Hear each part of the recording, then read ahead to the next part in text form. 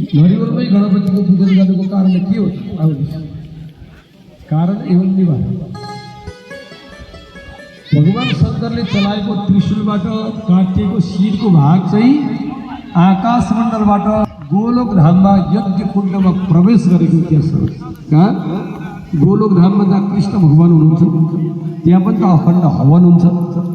हवन कुण्डमा प्रवेश गर्यो त वर्षौँसम्म त्यो अग्नि जलिरहन्छ। कालान्तरमा अग्नि पनि शान्त भयो। समिधा हवनका सामग्री अग्निकुण्डमा नहालिसकेपछि यो नहालेपछि आफै शान्त हुन्छ। हविषा कृष्ण वर्तेको भूय एवामि वर्धते।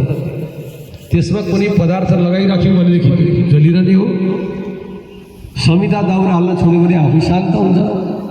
त यहाँनिर जब गोलोकमा चलेको अग्निकुण्ड जुन थियो त्यो शान्त भयो। शान्त भइसके पश्चात त्यो अग्निकुण्डबाट एउटा वृक्ष प्रादुर्भाव भयो। वृक्ष पलायो, रुख पलायो।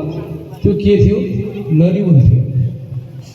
अग्निकुण्डबाट प्रकट भएको वृक्षको नाम के हो?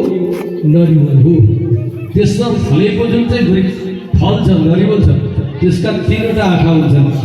राम्ररी हेर्नुहोस्। अनि यो हात्तीको यो अगाडिको गण्डस्थल जुन भाग हुन्छ त्यो र नरिवलमा छाप आकृति जुन छ त्यसमा केही भेद छ। त्यसैले गजराजको रूपमा अथवा गणेश रूपमा नरिवलमा पूजा गर्ने विधान अर्थात् त्यो चलेर आएको हो। अहिले पनि हामी गर्छौँ।